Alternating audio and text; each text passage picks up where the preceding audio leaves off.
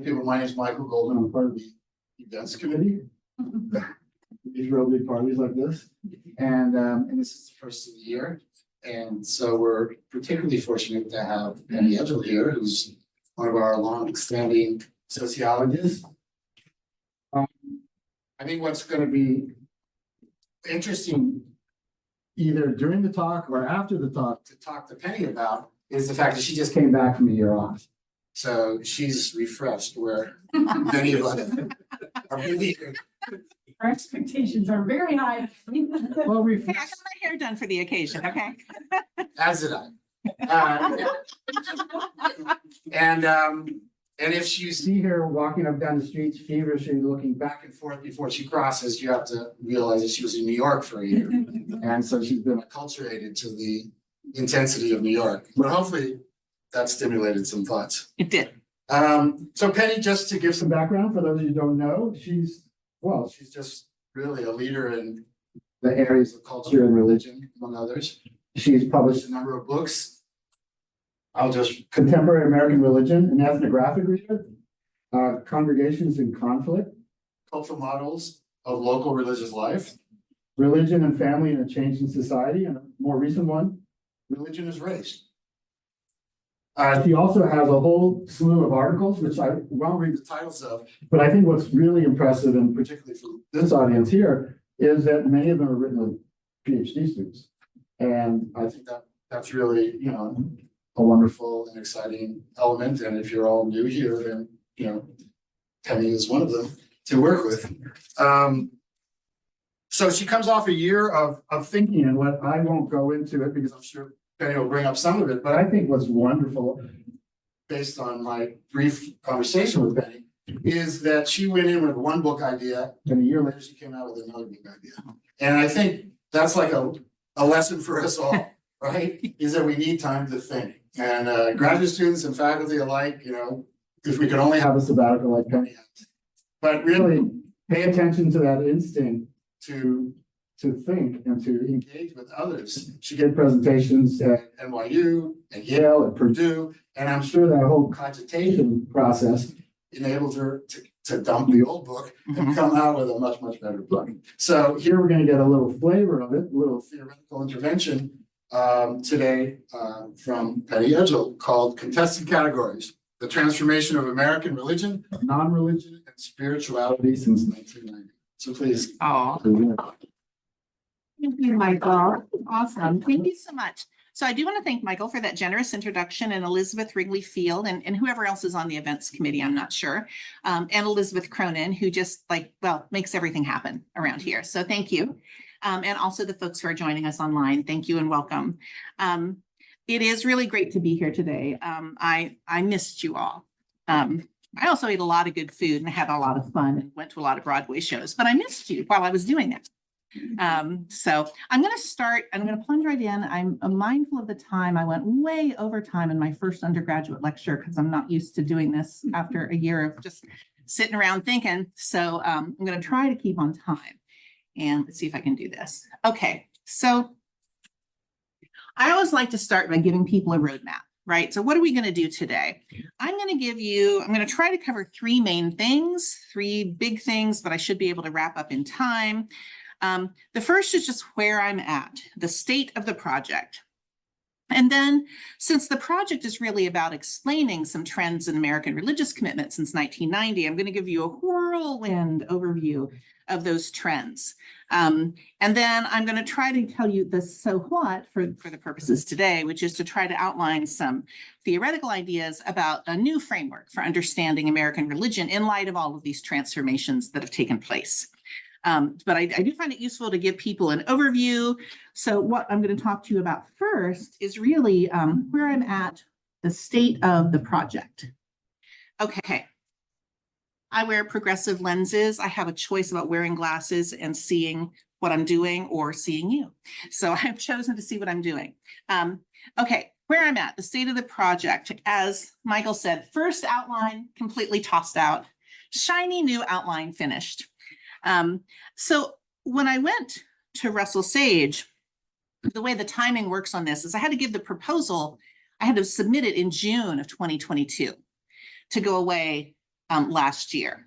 So, I had a sabbatical in 21-22, work, write. In June of 2022, I applied, got the fellowship, and then was there in the fall of 23-24. And I'm not going to tell you, Michael's absolutely right. I went with one proposal and one idea for a book, and I came away with something very different. A lot of the ideas that were in the first proposal did come out literally last week in an article in Sociology of Religion. And so that was it was still, I think, very worthwhile to have done that work and grappled with those ideas. And I think that was an interesting statement. I'm glad I got a chance to do it. But my thoughts really shifted in interaction and given more time to read and think.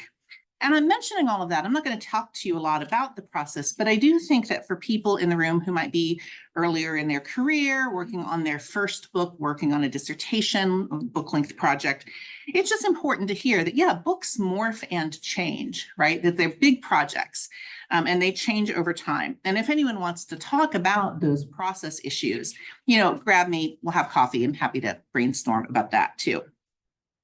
As a practical matter, I'm about 2.5 chapters behind where I hope to be at this point in time. So what I have is a good draft of the introduction to the project and the theory chapter, because I presented those several times and kept revising them. And then the article that just came out will become another book chapter. I'll add some more material to it. And then I'm working on at least 2 papers with a team of grad students. So I see Mallory Harrington here and Lena. Is Nick here? Nick Dickens is the third person. And so we've been working together on several papers on spirituality in the United States, taking advantage of this wonderful data source out of Stanford called the American Voices Project, which is this random sample of qualitative interviews with people from all over the country. And they actually ask them a few questions about spirituality and religion. So I wish they had gone into more depth. I wish it had been a bigger part of the interview, but they have thousands of interviews. So it's really been helpful for us as well. So I'm kind of working on book chapters and working on other grant proposals, frankly. Kathy knows I'm going to apply for an IAS fellowship, who knows. But that's a little glimpse into the process. It's very much in process. And so what I'm going to present to you today is the theoretical framework that I've been working on. Most of the rest of the book will be empirical, it will be data-based, and I'll just give you a quick preview of the chapter outlines, of the chapters at the end. Okay, so that's the whirlwind tour of where I'm at. Now the whirlwind tour of trends since 1990. Yes, that's somebody jumping off a cliff. That's what's happening there. So I decided to write this book for 2 reasons, the book I'm actually writing. First, in about the 1980s and early 90s, there were several major books on American religion written by social scientists. And those are What American Religion is Like and How to Study It. For anyone who might have dabbled in this for like a field exam or just in your own research, these are books like Robert Wuthnow's incredibly influential The Restructuring of American Religion, written in 1988, or Christian Smith's American Evangelicalism, also written in 1988.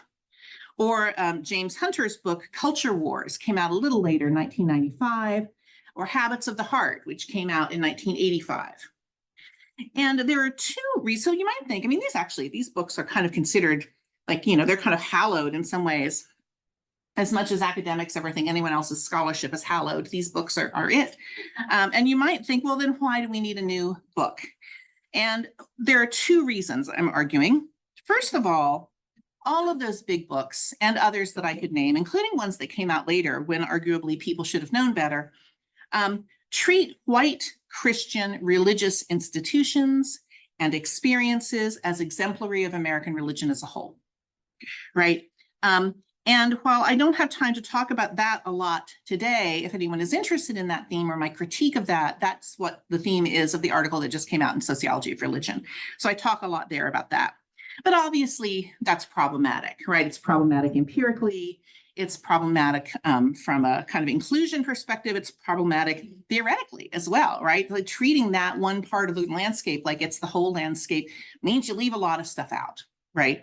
And also I argue in the article, it means you misunderstand a lot of even what you're focusing on. So that's the first reason. And the second reason in a nutshell, is that the landscape that those books written in the 80s and 90s describe, that landscape doesn't exist anymore, right? That landscape of American religion has been totally transformed.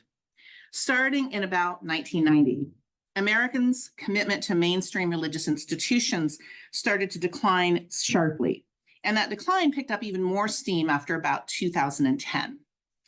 On all measures, religious commitment, just as the picture illustrates, at least this person hopefully is doing it voluntarily, but religious commitment it fell off a cliff, right? So the landscape of American religion that these big books describe has been utterly transformed. So what has that transformation been like? Well, the top line part of the slide, the first bullet point, white Christians, people who identified on surveys. Survey data is not great for many things, but it's decent for sketching out trends. I don't overinvest in survey data, but it's helpful in this case. In 1976, about 81% of Americans identified as both white and Christian of some flavor on social surveys. That figure stayed the same until about the early 1990s, when it started to go off a cliff. It's 43%, that figure was in 2018. In 2023, there is data, I haven't looked at it yet. It's just been released, but my guess is it's lower, right? People who do this for a living, like the Public Religion, that should be PRRI, sorry, Public Religion Research Institute, they think it's going to go down to about 35%. So the landscape has utterly been transformed. And it doesn't matter whether you talk about, well, people's religious preferences, so people being willing to say, I'm Catholic, or I'm Jewish, or I'm whatever. Used to be, there were only 7% of Americans wouldn't claim any religious identity. Now it's over 30%. This figure for people under the age of 40 is about 35 to 38%. Church membership went from 72% of the population to 47%. People who are willing to tell survey researchers that they never attend worship services, which is different than the number of people who never attend worship services, right? But the people who are willing to tell someone, yeah, I never do that, went from 9% of the population to 34%. This is the figure we need to be the most skeptical of, because I think that actually this figure was pretty high, was higher than that actually in 1990. It's just that it was not the done thing to say that in 1990. Now I think fewer people care, right? Sure, I never go to church. Boaz and Chaves, who have written kind of the article in AJS that everyone cites as like the article on this, talk about this as a cohort replacement phenomenon.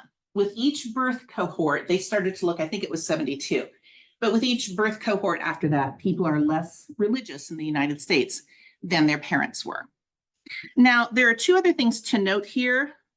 You know, survey data at this top level tends to flatten out differences, and it's important to note there are differences, race and gender and other things, education, whether you live in a rural or urban area, whether you live in the South or any other region. Those things all correlate with all of these measures, but it's worth noting race and gender are really important here. Black women are by far the most religious demographic group in American society today. White men are the least religious. People who identify as Hispanic American or Latino American are on average kind of somewhere in the middle between the religious observance rates of Black Americans and white Americans. It's very, very difficult to summarize quickly what's going on with Asian Americans because that group is so internally diverse. So I won't do that here, but I am going to talk about that in the book, recognizing that that's an important thing to talk about. And one final thing that's important to note for my purposes is that we have not seen similar declines in the percentage of Americans who say that they believe in life after death, that they think that they have a soul, that they think that you and I all have souls, or who identify as being spiritual, or who say, yeah, my spirituality is important to me. Those figures are between like 75 and 82%, depending on question wording and survey sampling techniques. So it's pretty clear to me that's what is going on is a rejection of a set of mainstream religious institutions as either being out of touch or not fitting with your life. What is not happening is a whole bunch of people adopting some kind of classic materialistic, atheistic view. There's just this reality. There's nothing else. Like 5% of Americans, if you do that, believe that, like 5 at most. So it's really, so there's a gap, right, clearly between what religious institutions are providing and people who have at least some beliefs about or commitments to spirituality, the soul, things like that. Now, academics are not the only ones who have noticed this. Okay, right. These headlines, I'm not going to read them all. They're illustrative. I could have picked any one of, I mean, this is just one group. I could have picked, there are dozens and dozens of headlines on this. I picked these headlines because they illustrate some themes that I think are interesting. You see, one theme is that people are embracing spirituality as an alternative to religion, traditional forms of religious commitment. They have left behind or rejected a commitment to mainstream religious institutions, but they embrace a spiritual identity. Also, these headlines are really concerned about the nones, people on surveys who tell you, if you say to them, do you have a religious preference? And they say, I have none, right? Literally, that's where that comes from. That's not my fault. It's very clunky. But there's a lot of that got a lot of attention, right? Because it's measured on surveys and there are reports and reporters can look them up on the Pew website, right? So it gets a lot of press. And it's just really important to note that the nones are an incredibly diverse group. Some of them are not involved in something now, but next year they will be. Many of them pray or engage in other religious practices. Many of them are exploring other moral communities or exploring spiritual commitments just without reference to the conventional churches that their parents embraced. And another thing that's interesting here, I think, because I've studied attitudes toward atheists, is how we often need to see this like small theme. I have 3 headlines on this, but actually in the whole landscape of press coverage of this, there's a lot more of this kind of coverage and there's less of this. But why America needs a new kind of atheism right now. An energetic atheism can tackle the twin crises of creeping theocracy and the death of conventional religion. I just love that headline. It's great. How non-religious worldviews provide solace in times of crisis. America doesn't need more God, it needs more atheists. So the final thing that these headlines illustrate is that while some academics, most academics, really try to keep a very neutral, like just the facts, ma'am, presentation of these trends, not all. I'll get to that in a minute. The popular discussion of these trends is almost entirely always, in all cases, evaluative, right? People either think these declines in religious commitment or commitment to mainstream religious institutions is going to be the death of community. People are going to be lonely. They're going to be socially isolated. They're not going to be civically involved. They're going to be more selfish. That comes up a lot.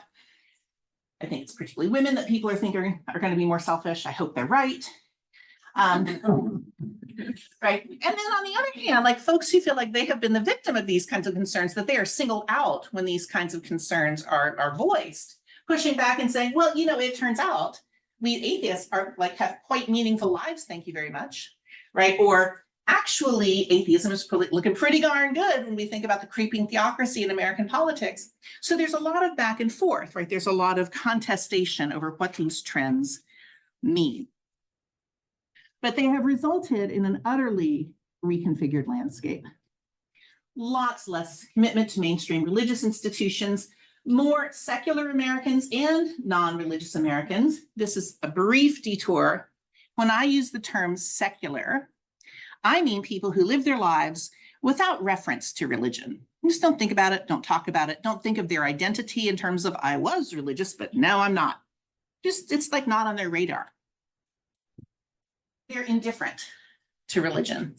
When I think about non-religious Americans, I think people who are consciously embracing some kind of alternative to religion.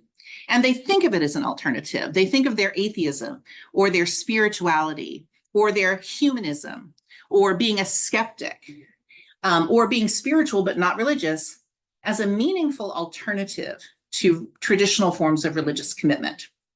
There are lots of groups and organizations and networks and books and workshops that both cater to these folks and also people who are writing about them. that these terms that I'm using, secular and non-religious, I did not invent them. Lois Lee did, followed up by Baker and Smith. But it's a useful distinction, right, between this, I just like the whole thing is irrelevant to me versus, yeah, like I'm not conventionally religious, but I'm seeking out these meaningful alternatives. Okay, and also just to point out, I will, there's also continued high levels of spiritual identification and belief. Lots of new spiritual groups in it. Like we have the Center for Spirituality and Healing on campus too, right? I didn't know what the heck to make of that when that first came along. That's interesting. And so now I've dived in. That kind of thing is super common. And it's becoming more embedded in corporate wellness programs. Finally, we have polarization increases. I will talk about this in the book. I don't have a lot of time to talk about it today, but I can take questions about it. But basically, this is about, again, white Christian right organizations mobilizing in defense of a culture they think is being lost and devalued because of these changes, and secular groups counter-mobilizing against that kind of more conservative Christian presence in public life. Okay.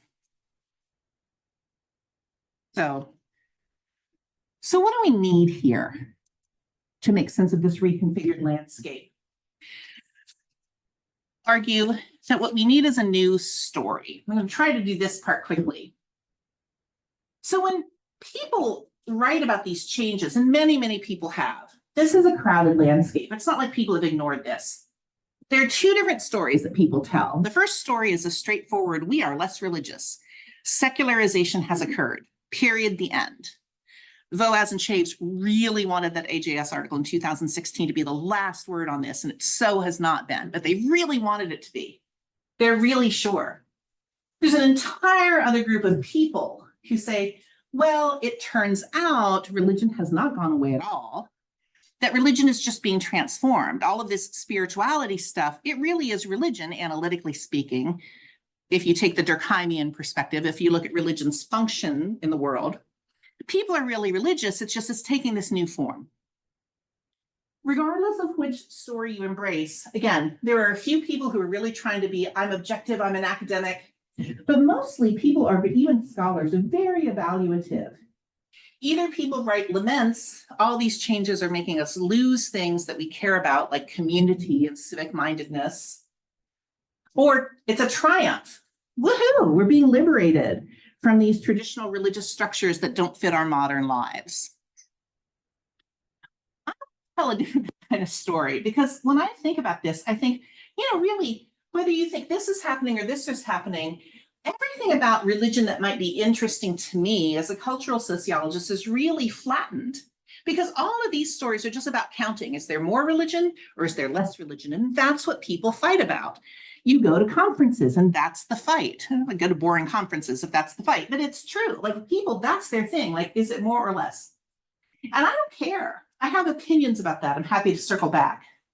But see, my story that I want to tell is a story about meaning, because I think both of these things are happening, right? I think, yes, there are some people, the obligatory nature of religious commitment in our society, it's really been attenuated, right? And so, yeah, there are many more people who live their lives without reference to religion. And there are also many more people who feel free to say that in public and to argue for a secular public sphere, right? And a secular political arena. Absolutely, that's happening. Anyone who says this is not happening is just not paying attention. However, my story is a both and story. At the same time, the loosening of that means that there is this space for the growth of an increasing pluralism in religion-like alternatives for meaning making. Where I differ from these folks, I think it's really not helpful to call those things religion too, because I think some of them are thoroughly secular. And I think what is really interesting about this historical transformation is the loosening of the monopoly of religion as a cultural system and as a set of institutions on this idea of existential meaning making. And I'm going to get to the existential part in the minute.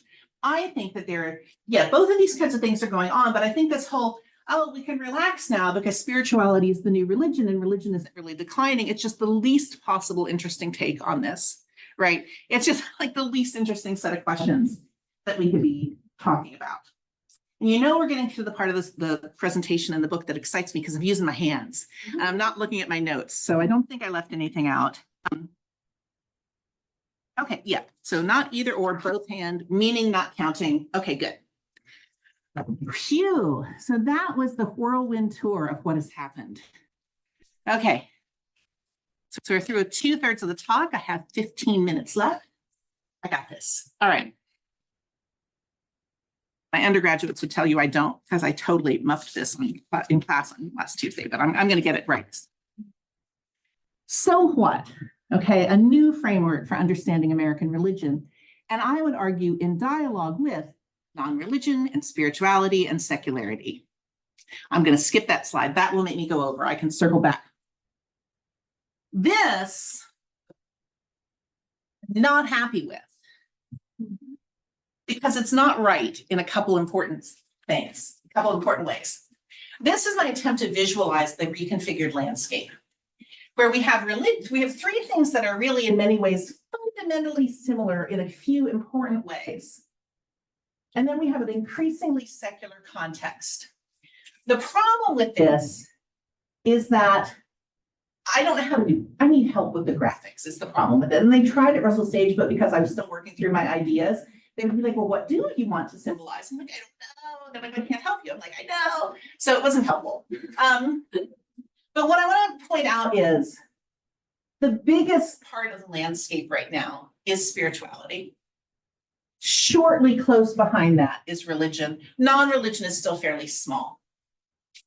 There is a ton of overlap between spirituality and religion and between spirituality and non-religion. The way I'm thinking about it, people who think I'm atheist or I'm spiritual but not religious. There's not very much overlap here. And that's the part I don't know how to visualize, but there is some. There are people who are not themselves religious, but they go to church with their family because it's important to their family, or they take their kids because their grandparents will kill them if they don't, or like there is some overlap here. But anyway, I will make that work eventually. But I don't want you to think that I think that they're all equally big empirically, because they're not. What this diagram helps me to focus on is the fact that in this reconfigured landscape, what we have is there used to be this landscape where pretty much the whole social field was religion. And there was a little bit of non-religion over here. And there was some spirituality, but it almost entirely overlapped with religion. Actually, now it occurs to me, maybe that would have been a good diagram to have too. Just, I'll work on that for the next presentation. So what has happened is these things have become disaggregated in interesting ways. And what this really means, if you read Anne Swidler's work, she talks about these unsettled times. This is unsettled times, not for America as a whole, not for the whole country, but for American religion. This is unsettled times, right? Spirituality has decisively moved. So yeah, there is still some overlap with religion and spirituality. There are tons of secular places where spirituality is being produced and enacted. There are secular communities, there are spiritual leaders. A lot of this is happening through the market, not through traditional religious institutions. There are workshops and retreats and all kinds of good things. There are workplace wellness programs. You can do mindful Mondays here at the U. If you do, they will tell you, well, if for you it's spiritual, that's okay. And it's very clear for many of the people there, it's spiritual. There's this whole thing going on with people saying, I'm spiritual, but I'm not religious, and trying to figure out together what that means. There are workshops and things for them too, and groups that they can join. So this is really unsettled time for American religion. And so what that means, I argue, and this is the first main argument of the book, that the scholar of American religion can no longer just be a scholar of American religion. That the literature on spirituality and non-religion and secularization and religion has to be merged. Because empirically, these things are in this period of evolving in relation to one another. So our scholarship has to evolve, right? We can't continue with the conceptual categories we had when religion was the 800-pound gorilla, right? When it was the only thing in the landscape. It just doesn't make sense. So the first argument is religion, non-religion, spirituality are evolving together, so our conceptual categories and apparatus needs to keep up. Second, in this reconfigured landscape, this is the second big argument of the book. What becomes really interesting is nobody really knows where the boundaries are anymore, right? They're blurry and fuzzy. And so one of the things you can see, and you can really see this in the data that we're working on in the American Voices Project, people are really doing a lot. If you just ask them a general enough question to get them started. Are you religious? Are you spiritual? What does that mean to you? They tell some, not all. Some people say, those are the really secular ones. Like they just don't know. But lots of people they have this whole story about, well, I'm trying to figure that out, and I used to be religious, but I don't really like that because I think really, religion in some ways is bad. It's bad when people like aren't seen, and it's bad when like religious leaders are like kind of, I think there's a lot of hurtful things that go on with religion, but I'm very spiritual. I used to think that spirituality meant this, but now I think that spirituality probably for me means this. So they have there's this whole discursive terrain that is supported by new institutions and new networks and new kinds of organizations. And again, the market, workshops, all kinds of things, books. What that means is, again, there's this huge pluralization in how people think and talk about these things, but there's also a really growing importance of the symbolic boundaries that people are trying to create some order and to redefine, well, what does religion even mean then? After all of this. And in particular, people who are still religious, they're trying very hard to define religion as having nothing to do with the kind of rigidity or the conservative right-wing political action that many people associate with it, right? So their boundary work is really interesting too. They're saying, well, I'm religious. It doesn't mean I'm intolerant. Like I don't know that would have been something you would have heard in a survey in 1990. That would have not been the first go-to, right? So there's this sense of symbolic boundaries. The non-religious have been particularly active with this. There are people like Greg Epstein, who's a secular humanist chaplain at Harvard. And he wrote this book called Good Without God. I see people nodding, right? So he wrote this book, and it's all about taking like this humanist philosophy and marrying it to contemporary atheism to provide a rationale for contemporary atheism to being a little bit more human, like to be maybe less like kind of cold and sciencey, and also maybe less like the new atheists, like less like Richard Dawkins and Christopher Hitchens, like we hate everyone who doesn't agree with us, because little Greg has figured out that kind of doesn't sell very well, and also that's a terrible position for a chaplain to take, right? And so he's like, no. It's like, let me develop a positive humanist philosophy that explains to people why you might want to be humanist in the first place, why atheism doesn't have to be associated with these more radical, we hate everybody folks. So there's a ton of boundary work going on here too. And what I'm arguing is that symbolic boundary work is really interesting, but also it tells you something. I think it tells you, and this is the third main argument of the book, that in a way, all these folks engaging with one another is in a sense an acknowledgement that they're all occupying a similar space and they're all trying to do similar kinds of things. There's a fundamental similarity. And again, I think this is very different. The people who are over here, they're just in the secular landscape, are really not doing this. They're really more kind of like, But for the people here fighting over the boundaries, I think what they're doing is they're all trying to define what it means to participate in one of these fields and how these fields might provide what I am calling existential repertoires. What the heck is an existential repertoire? Again, the book is long, it's at least 2 years off. Maybe I'll come up with a better term. If you have ideas, tell me. It's clunky, I get it. But what I'm going back to is a definition of religion that Clifford Geertz, the cultural anthropologist, wrote about and talked about. And he said that religion is the cultural system that helps you grapple with what it means to be human and helps you have answers to the questions that are really difficult questions about the nature of human life and human existence. So questions like, how can we bear unbearable suffering? How can we confront injustice in the world? And even the obliteration of people in this world by injustice, how can we confront that and still think that life is meaningful and that there might be some moral order in the universe? How do we confront our own limits and frailty? How do we confront our own mortality? right? How do we think about that? And also, not only that, but how do we do all of this in a way that isn't just an exercise in logic, right? That isn't just, Martin Hegland, the secular philosopher, gotta love him. It's a very dry, cold book about this life. And he thinks it's like this call to moral action. I'm just like, that is so dry. I want to go have a drink of water.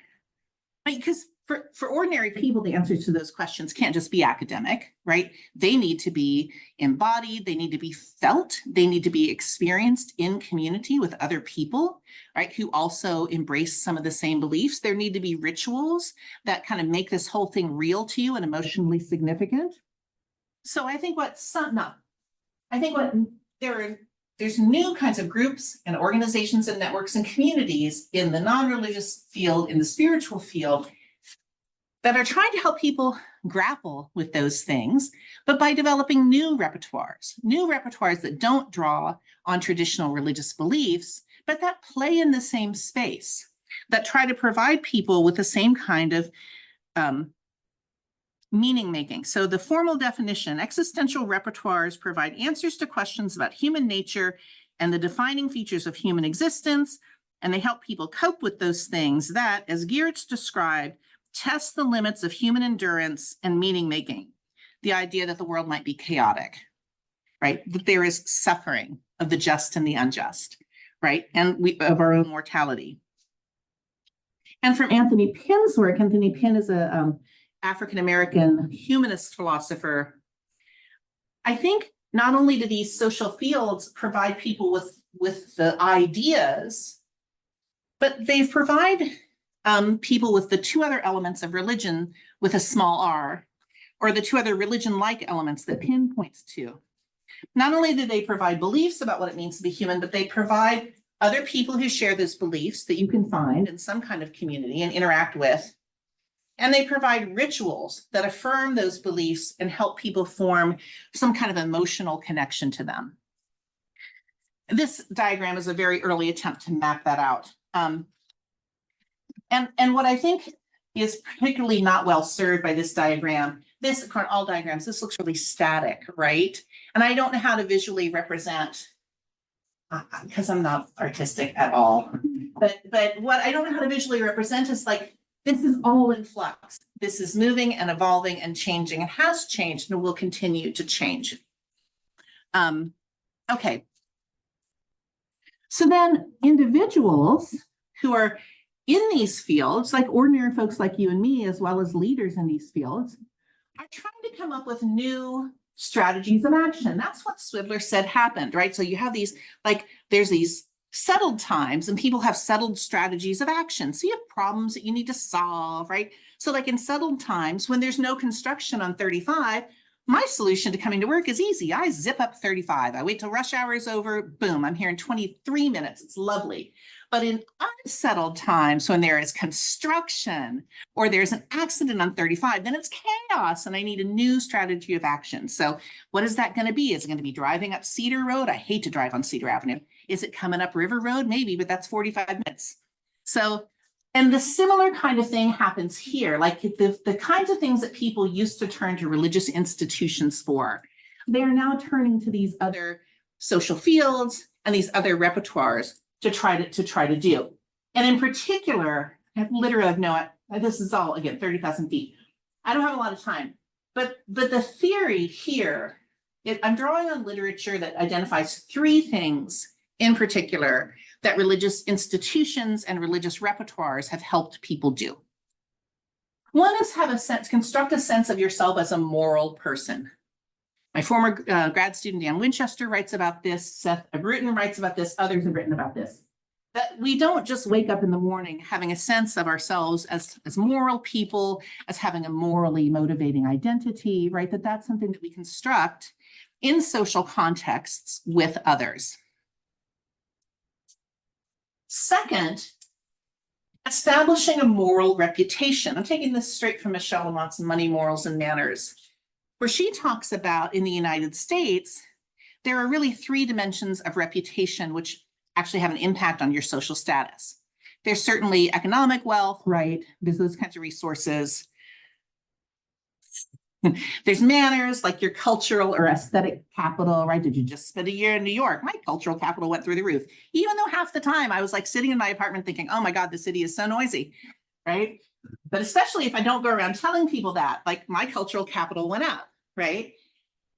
But then the other one is moral capital, like this sense that you're a good and trustworthy person. Religion, as Lamont writes about in the United States, has long been really crucial for people who want to establish a moral reputation. And that is a lot of what is being fought about in those headlines that I was showing you earlier, right?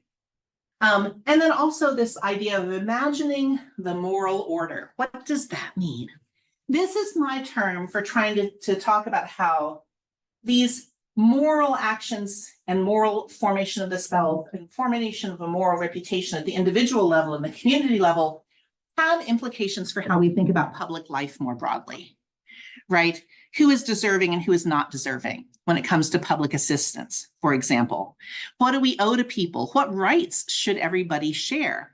These are questions about which in the United States, people bring to bear a moral perspective. And these two have been really unsettled because of these transformations that we've seen. Okay, so that's the 30,000 foot overview. As promised, we are zeroing in on 315. And as promised, the final slide. Everything I just talked to you was a very short recap of chapters 1 and 2. The book is really going to have, it's going to have one chapter on non-religion and secularity in the contemporary United States, where I describe these groups and movements and how people are making meaning. I'm going to have some original data analysis there, but a lot of this is ground that I think has been covered pretty well in secondary sources. I'm going to write a chapter on the varieties of religious and spiritual experience. I'm going to draw very heavily on the AVP data for this. But also there's a new Pew survey on spirituality in American life that I'm working on doing some analysis of, that's proving some really exciting results, because they finally asked enough questions about what people actually do that they consider a spiritual practice and what people actually believe that they think of as a spiritual belief, that you can actually see patterns, like you can see how these things cohere, you can see bundles. So I'm excited about that. And then I'm going to have some more theoretical chapters where I draw on both some qualitative work and on some quantitative work to talk about this meaning making in everyday life, creating and defending moral capital and moral boundaries, and visions of cultural membership. We've written a lot about that in the American Mosaic Project. I'll draw on that data for this chapter. And then the final chapter, from secularization to pluralism, yet we need a new agenda. The fact that some mainstream religious institutions have declined is important, but not for the reasons that people have been thinking about and talking about. So that's it. That's my attempt to boil down an entire book to 45 minutes. I know it was probably confusing in many ways, but I'm happy to take any questions that you have. Thank you so much for being an attentive audience. Wonderful, thank you, Penny. Thanks from here or the. Kathy, read it. Okay, so I guess I have two questions. One is more of a clarification. One is kind of a question about chronology and history. Yes. So the Venn diagram. You want me to go back to it? Yeah, sure. The non-religion circle. I was confused when you said there's secular people Yes. that are outside it. So what puts you in non-religion versus secular is just that you're seeking out other non-religious people to be non-religious with, or? These are folks who are kind of indifferent to religion. These folks are not. So part of it is that people are seeking non-religious alternatives to religion. It's also that they're defining their identity in relation to religion. So they're saying, like, I'm a humanist, or I'm spiritual, but I'm not religious. But there's also, so part of it is what people are doing in terms of their own identity, like either that distinction between like defining themselves as not religious, that boundary is symbolically significant to them. But it's also that there are all these groups and communities and organizations that are arising to kind of help people do that and help people figure that out. And some of them are, whereas I think it's tricky is there are some of the non-religious organizations kind of bleed into the secular because they're really political action organizations and they're trying to lobby for a secular state. And they don't really care if you're non-religious or not, right? They just really, they're happy to mobilize, heck, they're happy to mobilize religious people who don't want as much religious influence in public life. So not all of the organizations are equally, I would say, oriented just toward constructing non-religious identity and boundaries, but many, many of them are. Is that helpful? Yeah, and then my history chronology question is about, I mean, it seems like maybe what's happened in the US, we're kind of catching up to the rest of Yeah. the Western Hemisphere in terms of Yeah. lack of participation in and identification with organized religion. I'm just wondering, so you're pegging it starts kind of in the 90s, starts going down.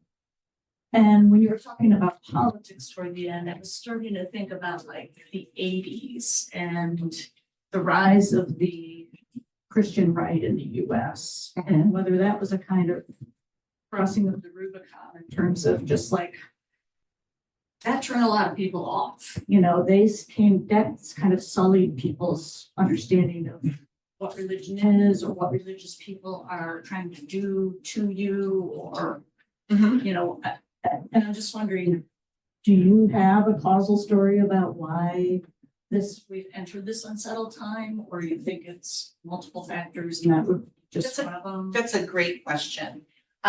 You know, I think it's interesting if you read the Boas and Chaves, they think that they say we're providing a causal analysis, but they don't. Like there's literally no answer to the why question. There are a couple like, you know, hypothetical paragraphs toward the end. Clearly some reviewers said you have to address why, and they came up with something, but they don't care. Like they really, what they're interested in, and this is fair, what they want to do is identify this mechanism that like once parents no longer, like, you know, once the kids in each generation are less religious than their parents, then there's this multiplicative effect, right? And that's fair. But I think, so there are people who write about this, and there are people who have different stories. People like Ryan Cragen and Phil Zuckerman and Isabella Castlestrand and Rebecca Caddo, they say it's exactly what you said. The US is finally catching up, but they didn't really talk about it as late modernity. And like there's been this like growing modern moral imaginary, and it was delayed in the US because of things like the active political activity of the moral majority. But their story is well, it just kind of finally built and built and built and built, and people, and then there was a tipping point. I don't buy that because I don't think the world works that way. I think that probably Mike Count and Claude Fisher are closer in there into what happened. They've written about this a little bit, and they say that really two things started to happen. One of which at the time probably seemed like it wouldn't necessarily have a big effect, and that was after the 60s, in like the 70s, late 60s and 70s and beyond. People who were religious and liberal, or religious and politically moderate, or even just religious and not fanatically religious, right, more lukewarm, they started to raise their children differently, partly because of the things that happened in the 60s. They started to say things like, I don't know, Kathy, like when you're 12, do you feel like going to church? Let's explore other things. Or they might like kind of, they would go to school, their churches, and they would tell the Sunday school leaders, we want you to have a Sunday school where our kids are exposed to the teachings of Hinduism and Buddhism and the Muslim faith, because we don't want our kids to grow up to be like kind of Christian centric. We want them to know there are other faiths out there and to be open. And so what happens with that kind of religious education, according to Pat Fisher, is a lot of those kids grow up and they're like, hey, that was great. I'm happy I learned. It was more like a social studies lesson. I'm out of here the minute they can. And I think that that's true. This idea that some religious people stopped raising their kids like you are obligated to follow in this faith. And I think the 60s did have something to do with that. But I think the other part of the story is exactly what you said. And this is how Fisher argues. Like there's that thing, but also there's this thing where religion in the public imagination becomes associated with a far right activism that's problematic for all the reasons, right? It's perceived as racist, it's perceived as sexist, it's perceived as about controlling people's behavior and closing down their options and not, you know, and it's really problematic. It's harsh, it's got like unfortunate political implications. And yeah, so then there's people who again we're not maybe, let's say maybe, you know, you've gone to the Methodist church much of your life or whatever, but there's something really central to your identity, but you stopped wanting to be associated with it. And so that happened too. And then I think the third piece is exactly what Boaz and Chase says, a couple of generations of this. And then you have people who are raised differently. And I still don't think we've talked enough about that, about the transformative thing about like growing up where like most of the kids you knew in junior high and high school were involved in church in some way or synagogue or whatever, versus a lot of them weren't, maybe most of them weren't. I think that's huge. But I do think the politicization of religion has something to do with it. And Landon Schnabel has written about this too. And he says that another part of the transformed landscape is that the people who remain in church now are people who are much, much more committed to their faith than they used to be. So religious institutions are smaller, they're also more easy to politicize now, right? And so then we see this dynamic on the right where things become more and more politicized. Well, there's a reason for that. All the people who might have been offended by the more like strident or more passionate, depending on your perspective, right? They've already left. So there's no one left to alienate. Great. Edith. This is reminding me, Penny, when we did the dynamic duo, Yeah. 5 or 6 years, and I was presenting some of my findings on like evangelicals and progressive and liberal evangelicals around the 2016 election. You presented your own thoughts about religion at that time. One of the things I'm wondering though is like, to what extent is this a story about American people as opposed to specific American people? For example, is this a story mostly about white people? That's an excellent question. Of this incredibly religious group, white women, and I'm a non-religious person. And there's a very strong extent to which just being a person who goes to church, being a family that goes to church, is a basic way of signaling I'm a respectable person. Yep. I'm a good mother. We're a respectable family, and the fact that we do Yes. that at all, I mean, you on it, it won't be like we didn't have time. I'll be like, I'm it's got all this. I have all these reasons that this is a problem. You know, like that. Like I'm what about how? Yeah. And then I also think of like my brother is extremely religious. He's more religious than we were, but we were raised in Maryland, but he moved down south where my parents' families are from, you know, and I'm thinking, Chaz, Yes.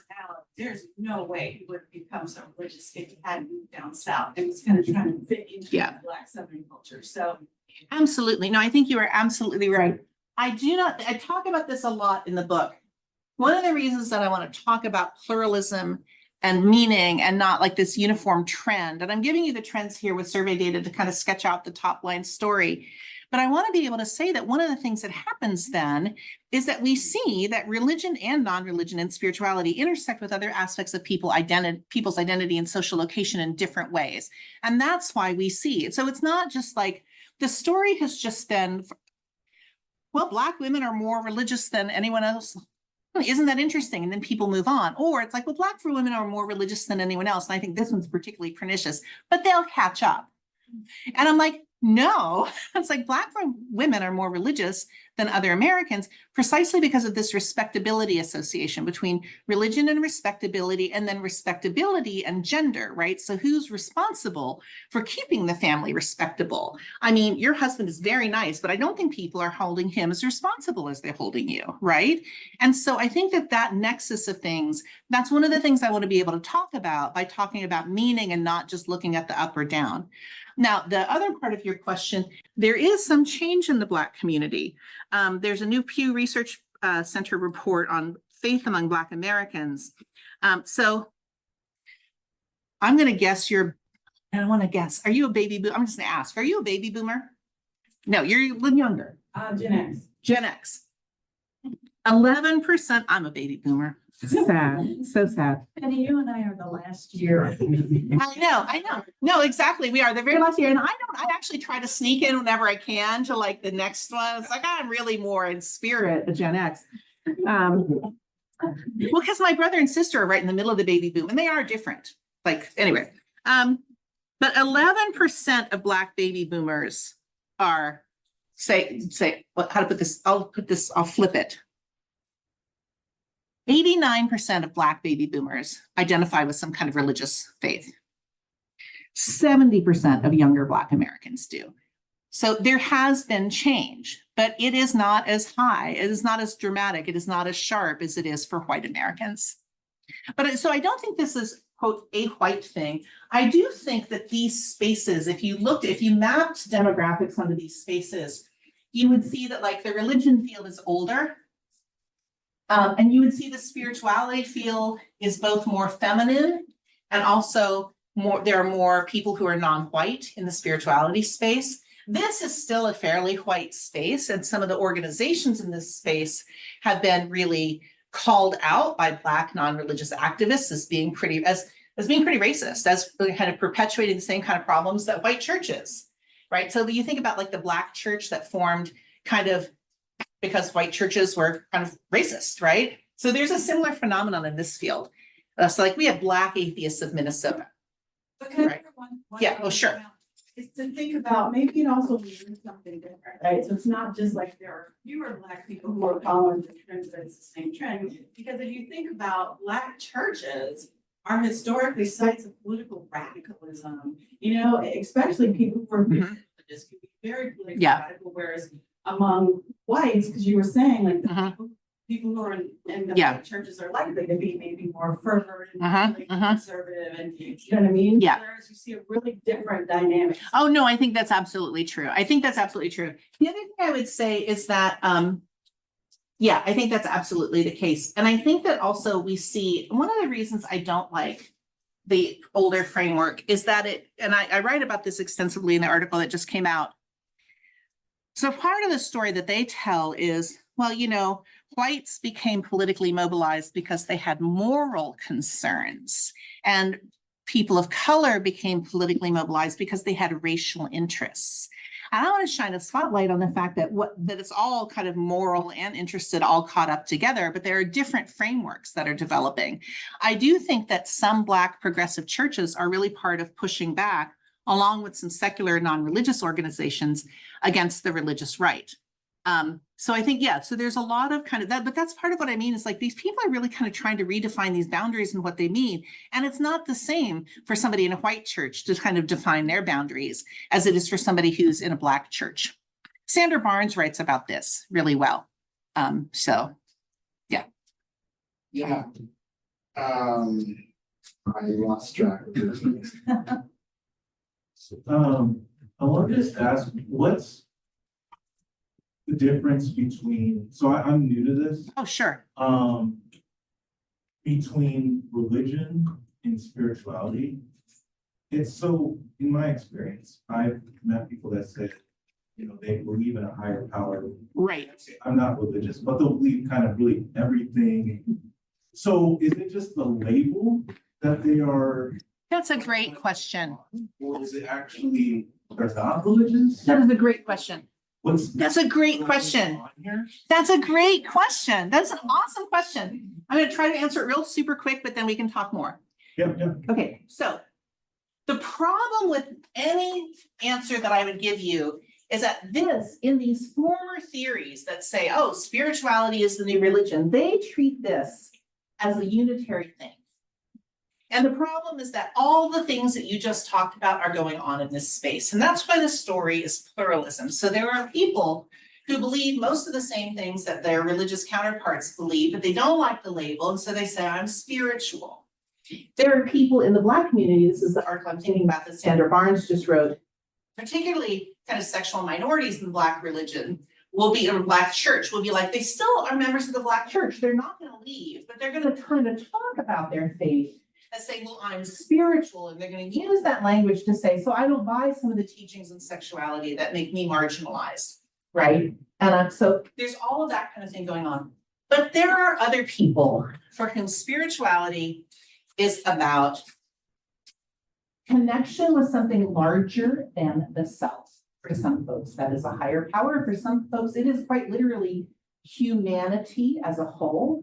For some people, when they say that, what they mean is, I would really prefer not to kill the environment so that people who come along after me might have some air left to breathe. And the language that they use because they think it signals both the sense of connection and the moral weightiness of this issue, they say that's about spirituality. this is an incredibly diverse space. And that's why I think this is probably out of the whole landscape, the most interesting. So with religion, are you talking about like Christian? No, I'm talking about anybody who says, I'm a member of a religious faith, and I think about my identity in the terms that those religious doctrines and institutions have laid out for me, for the most part. Yeah, I'm sure there are some people in here who are like, you know, like Catholic, but that's always been the case, right? But they still, if they think like that faith really encompasses who I am, and I'm a member of the institution, and I claim that identity, then I'm putting them in that space. Do I have to stop talking now? Well, you can keep talking, but we're all leaving. Okay. No, just kidding. Of course, let's give. You need to get back to she's here now. And Yeah, so let's have lunch and coffee. If this was, I'm sure this was like a weird presentation. So if you have questions, let me know. Yeah, it was